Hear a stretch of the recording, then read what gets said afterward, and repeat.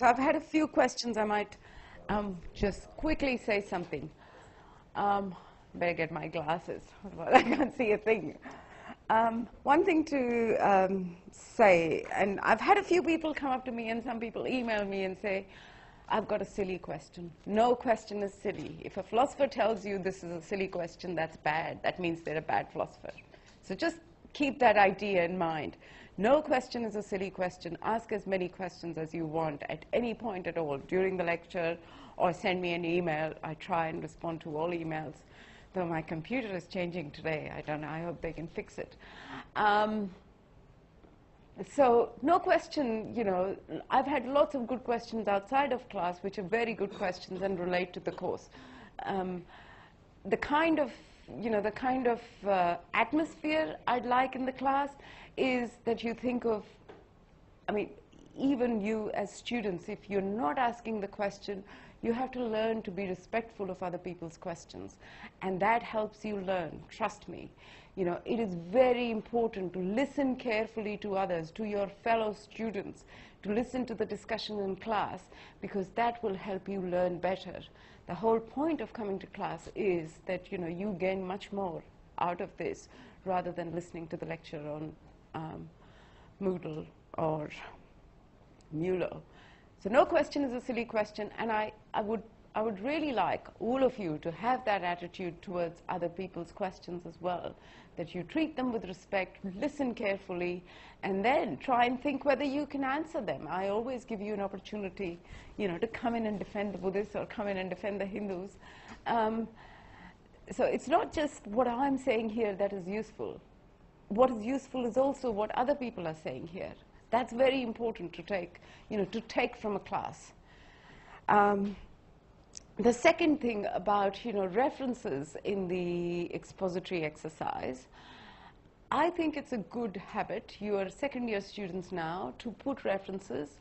The expository exercises are just meant to be, I think I've said this before, but I'll remind you, are meant to be a test of your understanding, how much you understand. This is not the time, you know, to write something original or come up with an argument that you can leave for the essay.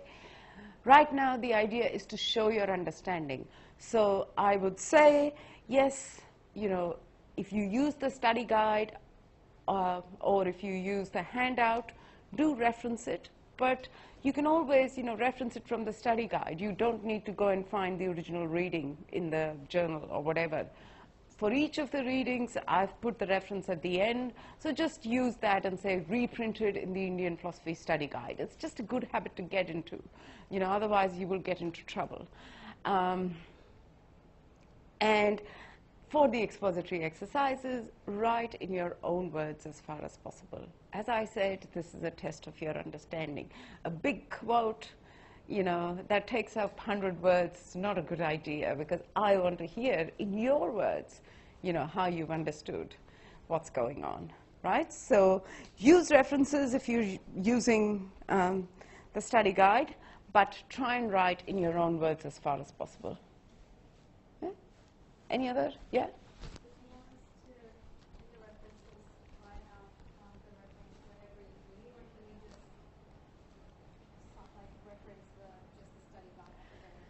So the best way to do it is like this. So let's suppose you're using an idea from the Chakrabarti reading. So you start not by, you know, giving my name as the editor of the study guide. You say Chakrabarti, Arindam, you know, the Nyaya, End of Life, reprinted in the study guide, page such and such, edited by, you know, Monimacharya, Topics in Indian Philosophy Study Guide, something like that. You know, so, but the author should be the person, you know, of from where you are finding the paper. It shouldn't be, it's not my work. So, you know, someone who looks down. This is just, you know, generally for all your academic writing, for all the assignments you're submitting at university, the idea of references is that you know, sort of acknowledge where you got the idea from. And so you should acknowledge it to the right person. Those ideas are not from me. They're from Chakrabarti's ideas that I'm trying to explain, and I've reprinted in the study guide. So that's how you should do it. Any other questions? Now, Okay, so let's look at some of the Buddhist texts. As I said before, they take the theory of karma on board, but given this metaphysical picture of, you know, what the world is really like, it raises issues about, you know, if we can't make sense of agent of actions, if we can't make sense of, you know, a person continuing to exist over time, how can we say, you know, how can the Buddhists say, you will suffer on account of your bad deeds in the past? You are suffering because of your bad deeds in the past, or people are being rewarded on account of that, because there is no continuity. We just said, you know, people are continuously changing things. How can the Buddhist even make these statements? So let me start by telling or reading a bit from, this is on page 125 of the study guide. When the Buddhist is asked, the Buddhist monk, so this is from the Milindapanha, the King Milinda goes to this Buddhist saint called Bhante Nagasena. So the Bhante Nagasena is the name of the Buddhist monk. And so this is how he explains, page 125, section 39, the cause of inequality in the world. So said the king, Bhante Nagasena, what is the reason that all men are not alike? Some are long-lived and some are short-lived, some healthy, some sickly, some handsome, some ugly, some powerful and some weak, some rich and some poor, some of a high degree and some of a low degree. I guess it means intelligence. Some wise and some foolish. So this is the reply. And notice that the reply gives you an analogy. Your Majesty, why are not trees all alike, but some sour? I guess he means the fruit. Some fruits are salty, some sour, some bitter, some pungent, and some sweet, and so on. Well, I suppose, Bhante, because there is a difference in the seed. In exactly the same way, Your Majesty, it is through a difference in their karma. So karma is explained by thinking about the seed analogy. You know, an agricultural analogy, the kind of person you are depends on your karma, depends on the seed from which, you know, the plant comes into being. So it is through a difference in their karma that men are not all alike, but some long-lived and short-lived, healthy and sickly, and so on and so forth. So, and then, you know, the king says, can you explain the round of existence to me? You know, when people talk about the cycle of birth and rebirth, when you say round of existence, what is that? Your Majesty, to be born here and die here, to die here and be born elsewhere, and so on, this is the round of existence. And the king says, give an illustration. Didn't get it. So again, what you get is the agricultural analogy. It is as if, Your Majesty, a man were to eat a ripe mango and plant the seed, and from that a large mango tree were to spring and bear fruit, and then the man were to eat a ripe mango from that tree and also plant the seed, and from that also a large mango tree were to spring. Thus of these trees there is no end discernible, in exactly the same way. So I told you they were obsessed with mangoes. I wasn't making it up. So one mango, person eats a mango, plants it, another thing comes into being. You know, so the idea is it's not the same mango continuing. Another tree comes into being, and another tree, and so on. And there is no end to this cycle. So there is no end to the round of births and rebirths until you get out of the existence. So on account of your karma, the point here is, on account of karma, new mental and physical states come into being. New forms, new things are born out of mental and physical states. It's not the same being continuing over time. You know, in fact, you know, the way this is explained here in this analogy, it almost seems like there's three different trees, there's on account of that seed. That's exactly the Buddhist point. You don't have to think about, my karma in the sense that that is responsible for my suffering. The Buddhist point is there is no my here. There is mental and physical, there is a bundle of mental and physical states doing certain things that are good and doing certain things that are bad, and on account of mental and physical states, new mental and physical states come into being. If you do something good, the Buddhist says, one mental state you can expect is this feeling good. Whenever we do something kind, we feel good about it. That's getting the sense of karma. You will be rewarded because just by doing something good, you get this nice feeling. When you do something bad, even children know when they've done something naughty. We suffer anxiety on account of doing bad things. If we really hurt someone, you might think, oh, I've done it, that person is hurting, and I walk away. But those things haunt you. That's the Buddhist idea. New mental states, a state of, suffering comes into being on account of bad action. There's nothing continuing there. And what about the cause of rebirth? Why does person keep getting born and reborn? Pante Nagasena, said the king, are there any who die without being born into another existence? And the king and the saint says, some are born into another existence and some are not born into another existence. Who is born into another existence and who is not born? Your Majesty, he that still has the corruptions is born into another existence. He that no longer has the corruptions is not born into another existence. By corruptions here is meant desire. According to the Buddhist, it is desire which is the root cause of rebirth. Desire, attachment to things.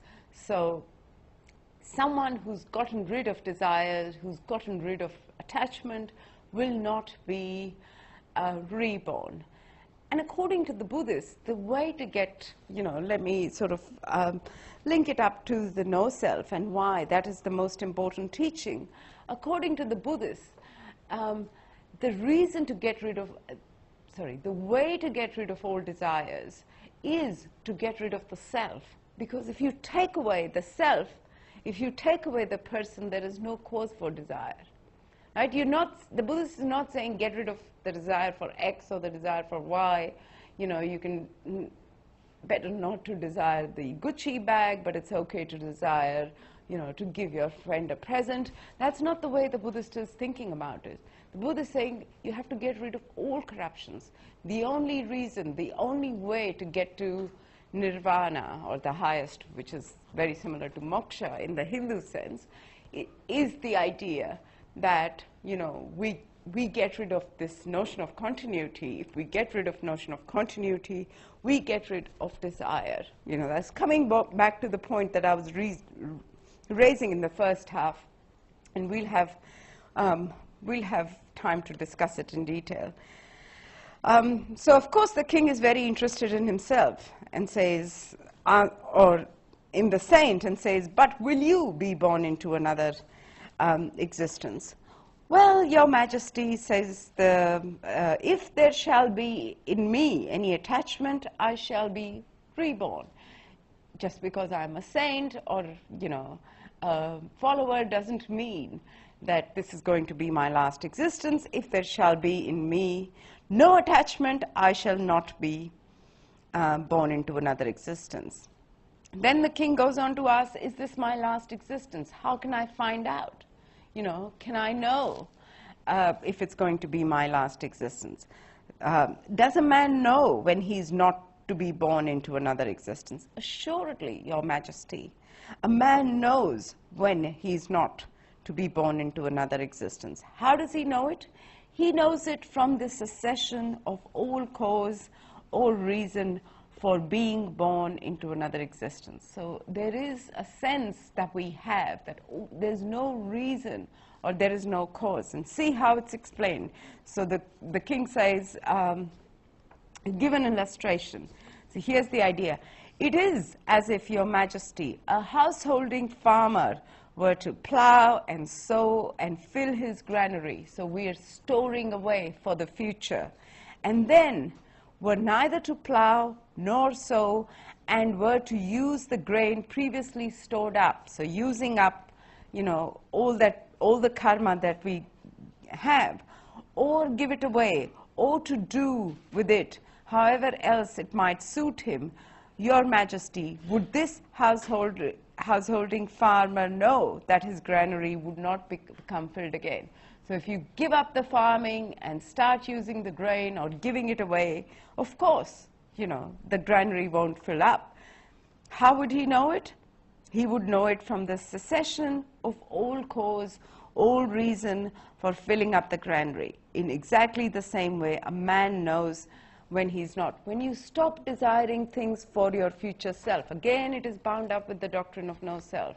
It is the desire for, I put this away for the future, I put that away for the future, I'm going to need this tomorrow, going to need this in the next few years, so on and so forth. If a person, gets to that stage that they have a realization of the no continuity of self, if they have a clear realization of the no continuity of self, that will take away all cause or reason for desire, and then we won't have these attachments, we won't be craving, we won't be storing karmic residues. And, this is just, up to now, I'm just explaining what the Buddhists have to say about the doctrine of karma, and that they really do believe it. But now we get to the important question. Well, if there is nothing transmigrating, if there is nothing permanent, how do we talk about rebirth? How can we even make sense of rebirth? We are talking about these cycles of different things coming into being, but why use, with the mango tree, why use the idea of being reborn, you being reborn into another existence? And here's a couple of analogies again in the next section. Rebirth is not transmigration. In the next section on page 126, there's a couple of analogies, and see if they help make you sense of the Buddhist idea. So this is what the king says. Bhante Nagasena, does rebirth take place without anything transmigrating, passing over? Remember, the Hindu has the soul transmigrating from one birth to another. Yes, Your Majesty, rebirth takes place without anything transmigrating. How does rebirth take place without anything transmigrating? Give an illustration, and you get this idea first. Suppose, Your Majesty, a man were to light a light from another light. Pray, would one light have passed over, transmigrated to another light? So imagine I've got a candle here, and I use this other candle in my hand to light this candle. So that candle gets lighted. Is something passed over from one candle to another? The light in the first candle is still there. It's not gone anywhere. The second candle the light comes into being. Where from does it come into being? Have we passed anything? So think about lighting one candle from another candle. Have we passed anything between the two candles? Has anything been passed over?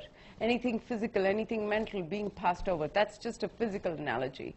So it's transfer of physical stuff. Has anything physical been passed over from one candle to another?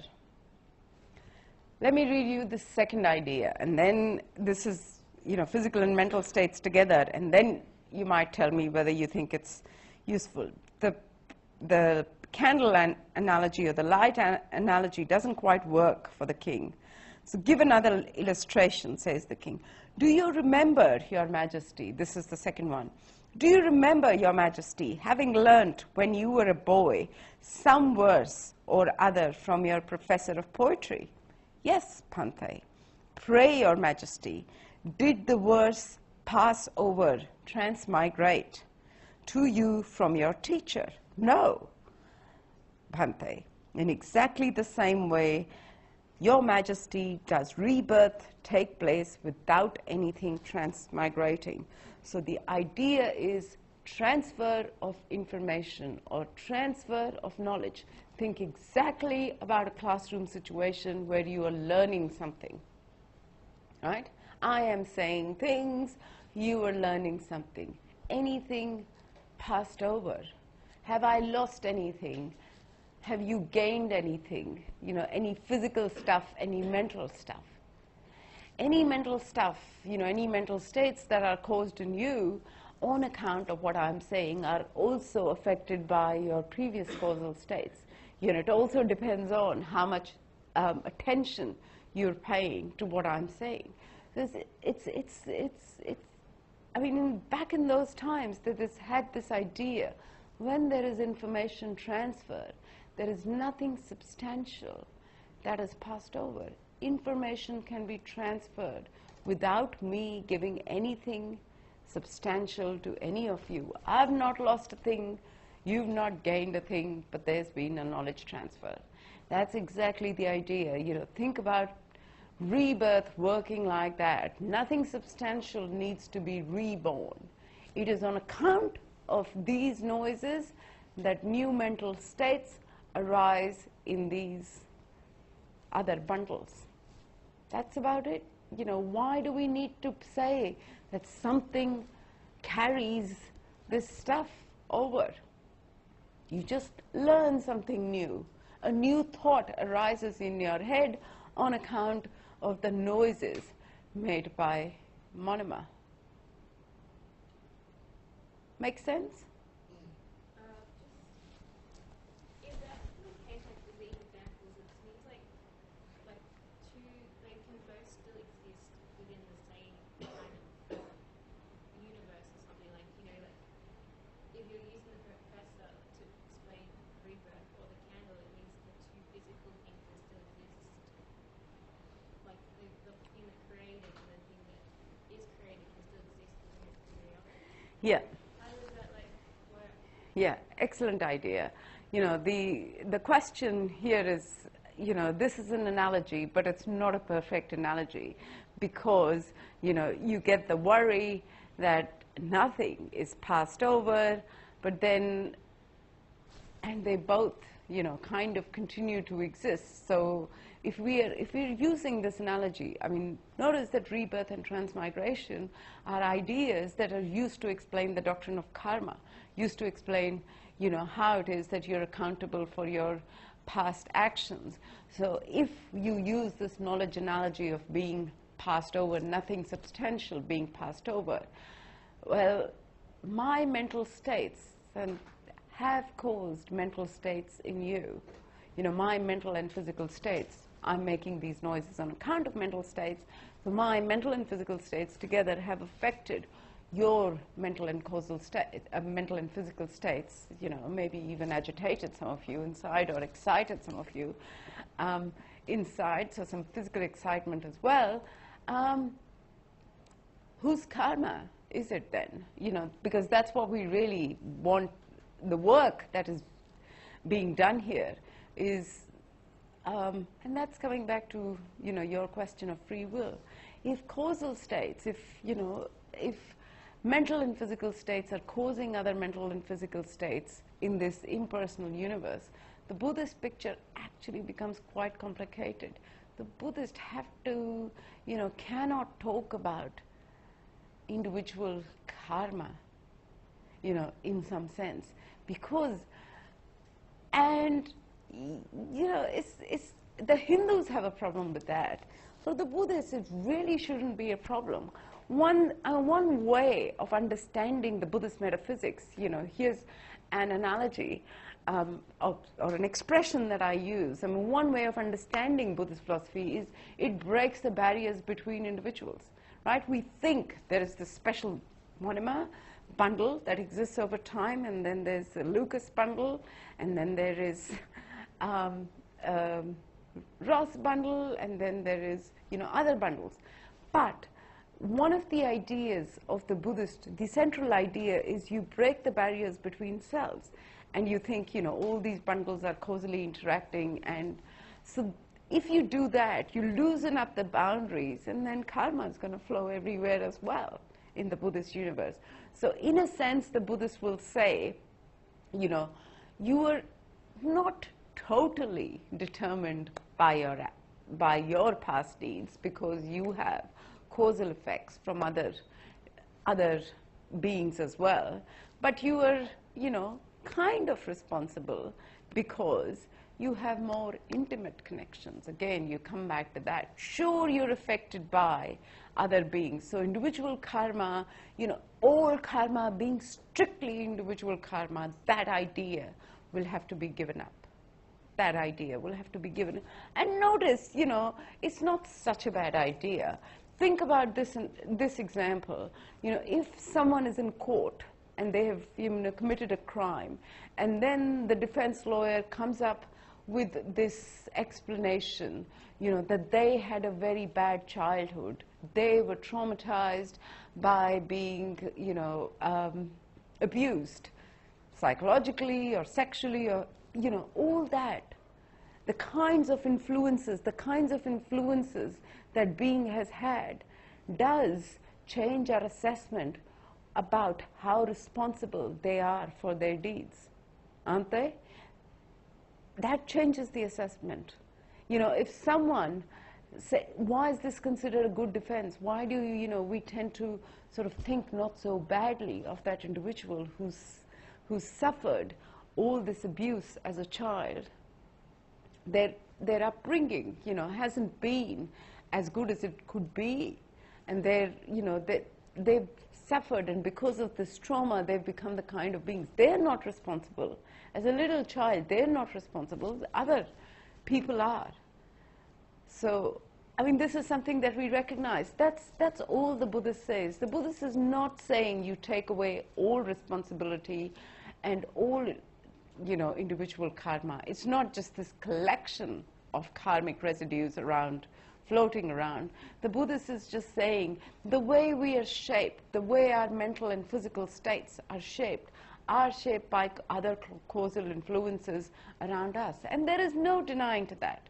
You know, our parents, our friends, our teachers, our peers all shape the kind of people we are to some extent, right?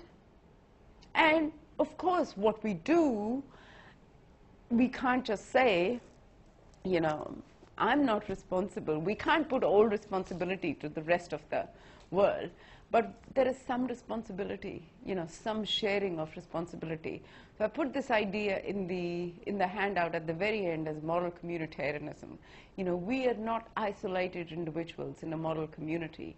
We are actually, you know, once you break the barriers between selves, you have to think of some of karma flowing from other beings, and some karma, you know, of course we still have responsibility. Again, it's back to the same point, you know, this worry came up with the Hindu way of thinking about it as well. We talked about how come, you know, a person, because, you know, the kind of caste they are born into, the kinds of duties they have to do, how come, you know, they are responsible? Because they're kind of predetermined, but only to a certain extent. You know, you do have both the Hindus and the Buddhists, and I think the basic idea of the theory of karma is that there is some notion of responsibility which is still there. There is some notion of responsibility because there is some amount of freedom, you know, in spite of X, Y, and, you know, Z influences in the past. The individual does have a choice as to what to do from now on, or what to do from here on. That's still a possibility. So I think you're quite right. Individual karma is to some extent compromised, but that does not take away, you know, completely the notion of karma. It's defined, in the beginning it's defined as an individual karma, but I think even if it's compromised a little bit, as long as there is notion of being not totally determined. We are not, our mental and physical states are not totally determined. That's why even when we, you know, think about the teacher influencing the mental states of someone, we still have to say what the student learns kind of depends on, you know, kinds of states the student has. The student might not learn anything. I might be shouting my head off, but because someone is not paying attention. And that's, so it's a sort of causal relation between those states, partly. As long as you have some freedom, as long as there is some possibility of making a choice, I think karma is fine. And I don't think this, the idea threatens the notion of karma just because it's not individual karma. So does that address your point as well about, worrying about free will? So, I think it's quite a nice analogy. And, this is, even in, in the 21st century, we talk about teleporters and so on, information being transferred without anything substantial. It happens in Star Trek. Right. Information is zoomed, so to say, without anything substantial being passed over. And that's a neat idea. And I think, the Buddhist using the analogy of knowledge is quite good. I mean, some of the analogies don't work, but I think the knowledge analogy is kind of nice. One other thing, and then we'll move on to the questions. So when the Buddhist says, so I've kind of explained the idea about rebirth without transmigration. So when the Buddhist says, the question is, who is reborn into the next life? Who is reborn into the next life? Is it the same physical and mental states? The answer is no. Is it different physical and mental states? The answer to that is also no. So you'll see this in Buddhist texts. So the answer is it the same name and form that is born into the next life? No. Is it a different name and form that is born into the next life? No. So it says, what? Is it neither the same nor different? How do we make sense of this? This is, an important statement by the Buddhists, by the Buddha himself. He often says, you are neither the same nor different from your previous self. In the metaphysics, you get that statement as well. How do you make sense of the statement? Here's the idea. It's not the same because, the mental states don't jump lifetimes. The physical states don't jump lifetimes. The physical body is dead and gone. Nothing mental is transferred over without the physical. So it's not the same. Nothing continues to persist. It's not different. Different for the Buddhist means not causally independent. So if two things are different, that means they're causally independent. When the Buddhist says not different, all that the Buddhist means is not causally independent. So I'll read you a little bit and keep this in mind, and this will become clearer. So again from the Milinda Panha, the king says, what is it that is born into the next existence? What is it that is born into the next existence? It is name and form. Sorry, I should have explained. Name just means mental states. Form just means physical states. It is name and form that is born into the next existence. Is it the same name and form? Again, mental and physical states. I'm just going to read it as mental and physical states for now. So is it the same mental and physical states that is born into the next existence? Your Majesty, it is not this same mental and physical states that is born into the next existence, but with this mental and physical state, Your Majesty, one does a deed. It may be good or it may be wicked, and by reason of this deed, another mental and physical state is born into existence, into the next existence. Pante, if it is not the same mental and physical state that is born, if it is not the same mental and physical state, is one not freed from one's evil deeds then? If it's not the same, it's the kind of concern you might have even over within a lifetime. Why should I care about that person in the future? If it is not the same, aren't I free to do whatever? I'm not going to suffer. Someone else is going to. That thing that comes into existence on behalf of my physical and mental states. Why should I care about that 80-year-old in the future? It's not going to be me. Well, there is no me. And so, shouldn't I just be bad and have a great time and forget about being good? No. This is what the monk has to say. If one were not born into another existence, it's only if you can get out of this cycle of birth and rebirth, one would be freed from one's evil deeds. But inasmuch as one is born into another existence, one is not freed. And given an illustration. So the monk is quite, intelligent. He's going to give an illustration that will make sense to the king. Let me read it and tell me what you think of it. Your Majesty, it is as if a man were to take away another man's mangoes. I told you the thing about mangoes. And the owner of the mangoes were to seize him and show him to the king and say, Sir, this man has taken away my mangoes. And the other were to say, Sir, I did not take away this man's mangoes. The mangoes which this man planted were different. So someone's really, sort of stolen a few mangoes from the tree, and then they go to the king and say, is this person has taken my mangoes? And the person says, no, those are not your mangoes. The mangoes the seeds that you planted is different from those which I took away. It's not the same mangoes. I'm not liable to punishment. Pray, Your Majesty, would the man be liable to punishment? Assuredly, he would be liable. For what reason? Well, the king says, because in spite of what he might say, he would be liable to punishment for the reason that the last mangoes were derived from the first mangoes. So the idea is, as long as there is a causal connection, so even though there is a very different mental and physical state that is now going to suffer or that is now going to enjoy the rewards of the previous state, the idea is that, it is derived from, it is causally connected to that earlier state, and so should be held responsible, as long as two things are not independent. So one doesn't need to be exactly the same thing. Okay, you shouldn't care about your future self because you're not exactly the same as, you're not identical to it.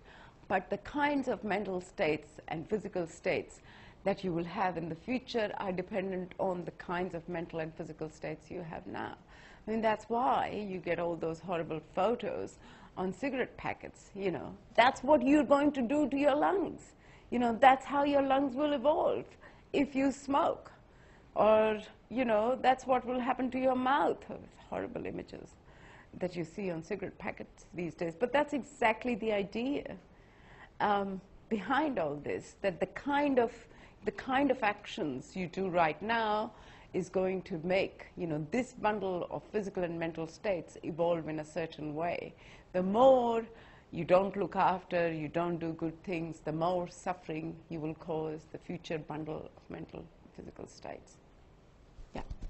What you said earlier, you brought up the idea of moral community. A little louder. Yeah? You brought up the idea of moral communitarianism. Yeah. Yeah. And that karma is hardly individual because the self is sort of distinguished because of the way that it is things.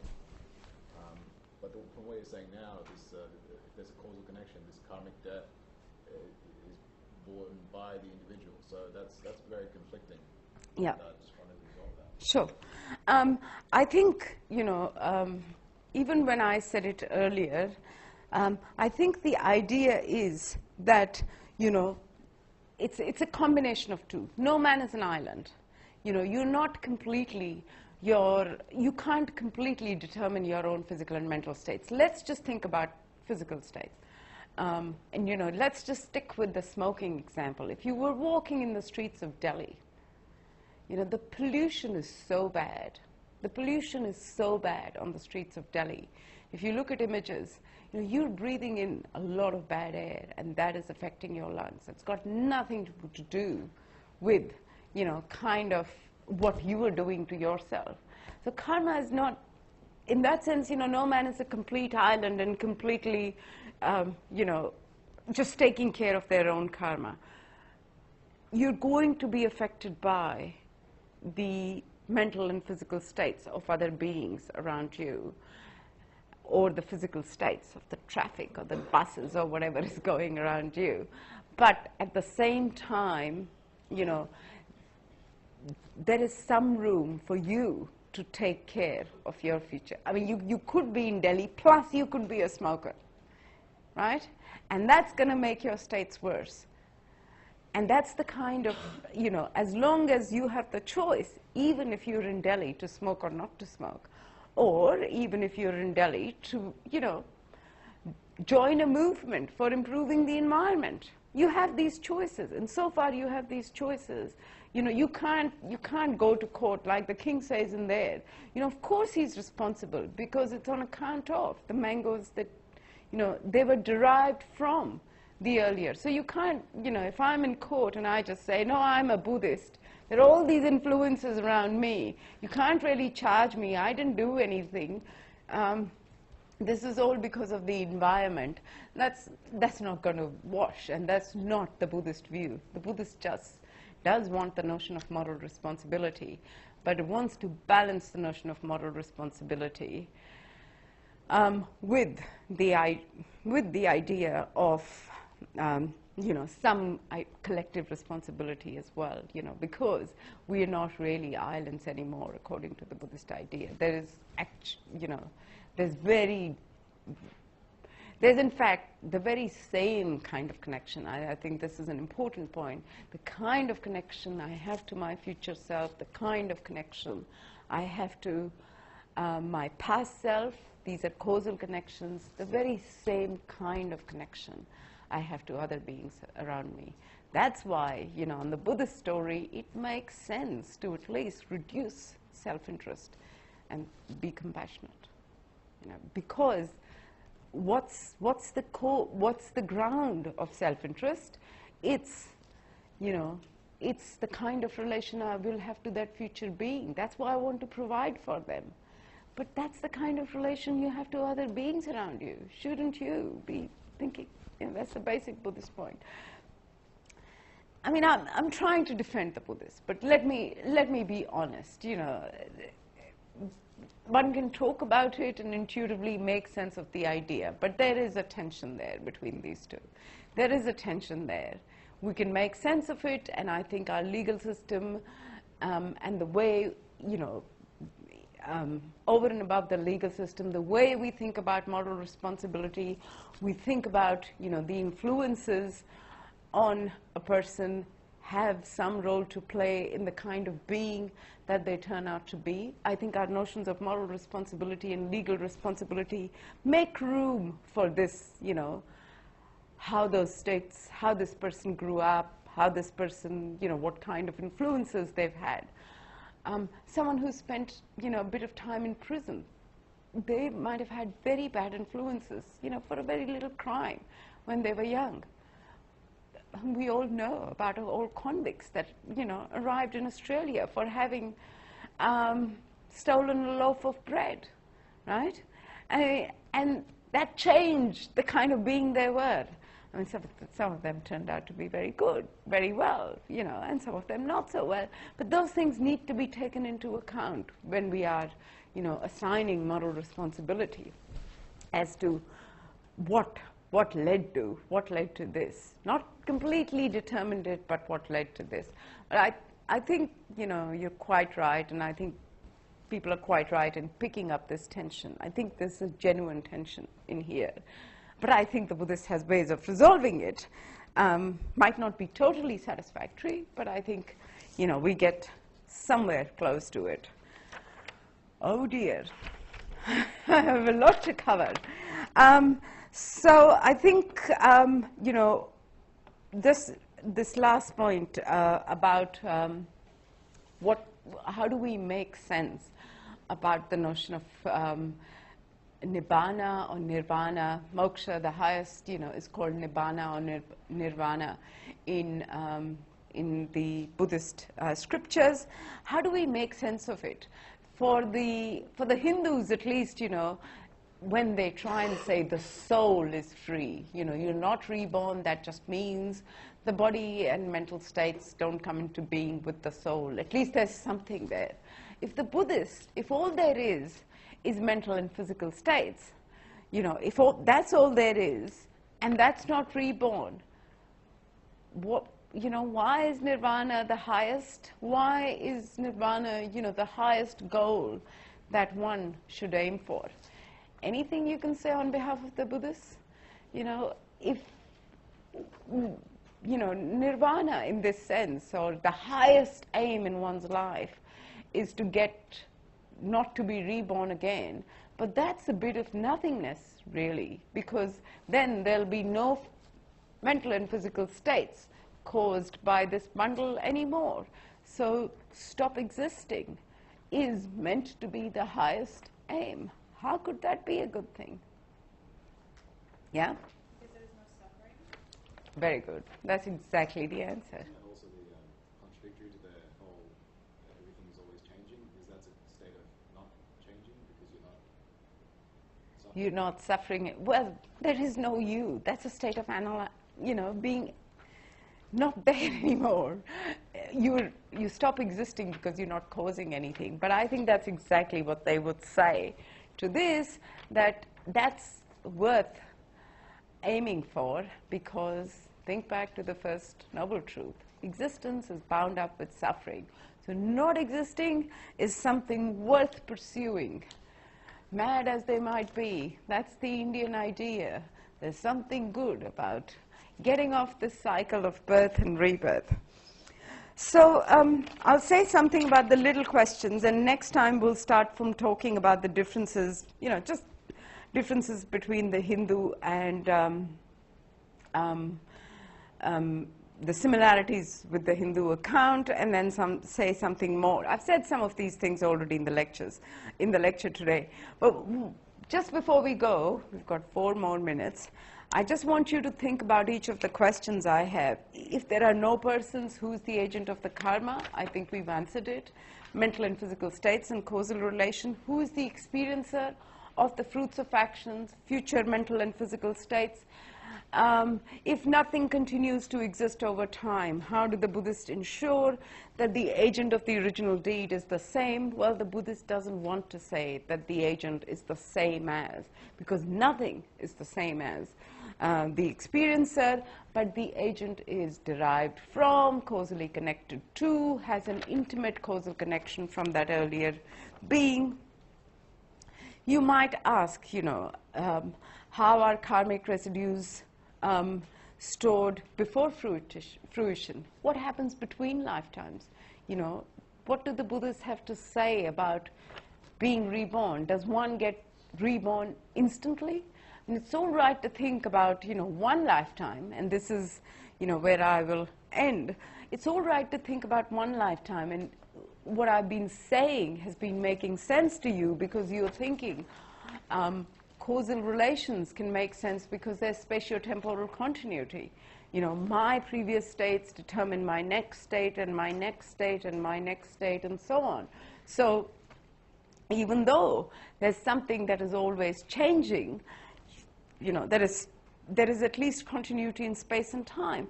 But what happens over lifetimes? Do you get reborn at the same place? Do you get reborn at the same time? No, the Buddhist doesn't say any of those. That's in the readings as well. You know, and this is an analogy that they use. So here's what the Buddhist says.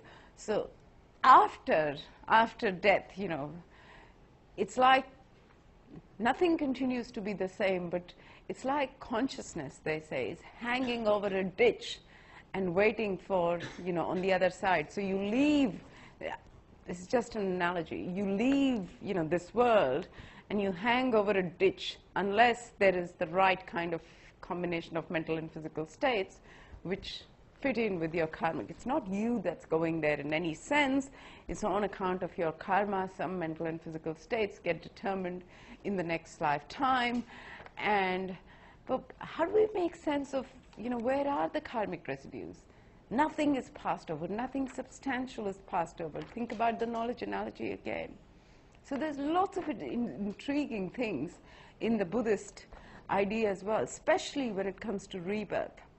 You know, keep this in mind. When we look at their metaphysics in detail, this rebirth idea is going to cause a lot of trouble. But then, you know, let's not blame them too much. The Hindus didn't have very clear answers to these questions as well. You know, it's kind of a shared belief in the doctrine of karma. The only way we can make sense of karma is to talk about across lifetimes, because otherwise, if you like, karma will not fit with the data. Because what is the data? Some good people really have a bad life. Some bad people really have a good life.